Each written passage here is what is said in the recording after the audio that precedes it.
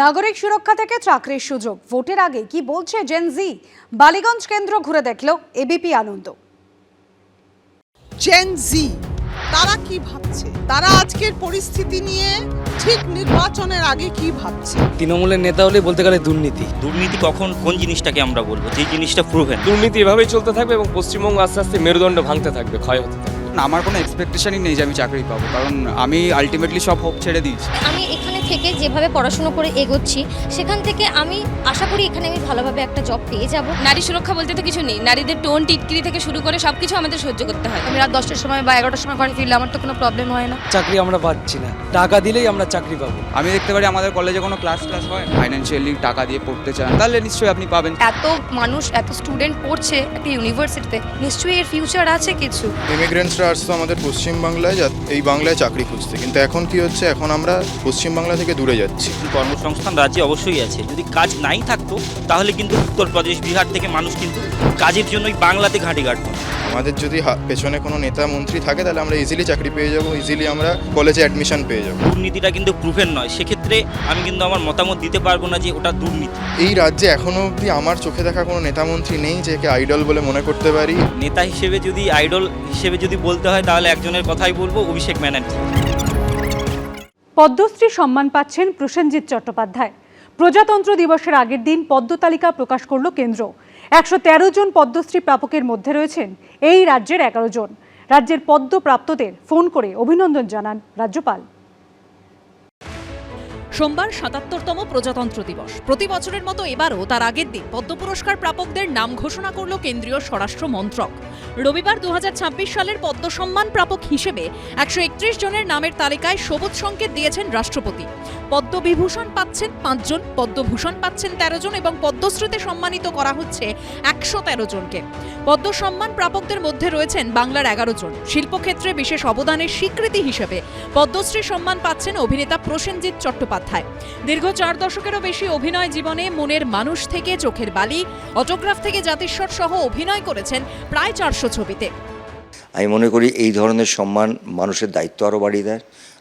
আমাকে ভবিষ্যতে যে কত বছর আমি কাজ করব অভিনেতা হিসেবে, আমি চেষ্টা করব যে আরও কি বলবো, যারা সম্মানটা দিয়েছেন তাদের যে সম্মান যারা আমাকে ভেবে দিয়েছেন, সেই সম্মানটা যাতে আমি রাখতে পারি। অভিনেতার পদ্ম সম্মান পাওয়ায় খুশির হাওয়া শিল্পী মহলে। আমার ধারণা ওনার যা কন্ট্রিবিউশন ফিল্ম ইন্ডাস্ট্রিতে, তাতে এই সম্মানে উনি ভূষিত হয়েছেন।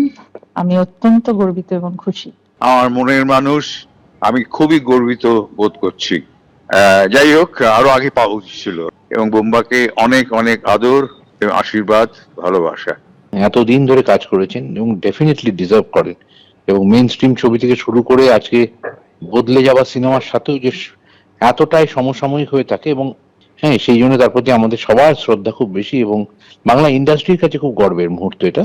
বুম্বাদা হিউজলি ডিজার্ভ করে এবং বুম্বাদা contribution to this industry last 40 বছর ধরে, I think it's a great thing, and আমি সুপার প্রাউড অফ বুম্বাদা and I wish him all the success. আরো বাংলা ছবির মান সম্মান বুম্বাদা হাত ধরে যেন আরো বড় হয়। শিল্পক্ষেত্রে পদ্ম সম্মান পাচ্ছেন তবলাবাদক কুমার বসু। কমিউনিকেশনের একটুখানি অসুবিধা হয়, কখনো কখনো সার্কেলের একটু অসুবিধা হয়, আবার কখনো কখনো নিজেরা আগে থেকে অনেক কিছু চেয়ে বসলে বা পেয়ে বসলে সেটাও একটা অসুবিধা হয়। অটোমেটিক্যালি আমার মনে হয় এই সমস্ত দিক না তাকিয়ে শুধু নিজের কাজ করে গেলে আমার মনে হয় একটা সময় ঠিকই সম্মান পাওয়া যায়। চাকরি জীবনের প্রথমে মালগাড়ির গার্ড ছিলেন মালদার অশোক কুমার হালদার। দেশের বিভিন্ন প্রান্তে ঘোরার সুবাদেই প্রকৃতির সঙ্গে প্রেম, আর সেই প্রেম থেকেই কলম ধরা। শিক্ষা ও সাহিত্য ক্ষেত্রে পদ্ম সম্মান পাচ্ছেন তিনি।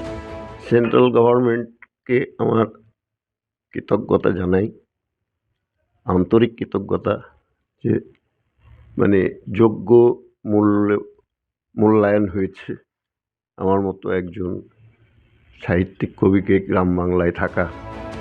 শিল্পক্ষেত্রে পদ্ম সম্মান পাচ্ছেন তরুণ ভট্টাচার্য এবং চিকিৎসা ক্ষেত্রে এই সম্মান পাচ্ছেন সরোজ মণ্ডল। অ্যাওয়ার্ড পাওয়া মানে আমার যে কাজটা আমি যে এতদিন ধরে সেই 4 বছর বয়স থেকে আমার সাধনা শুরু হয়েছে, সেইটা আজকে যে আমার সামনের যারা শ্রোতা বা আমার সামনের যারা অডিয়েন্স, সামনের মানুষ, উল্টো দিকে যারা আছেন তাদের মনে পৌঁছেছে খানিকটা, এটাই তার একটা প্রমাণ।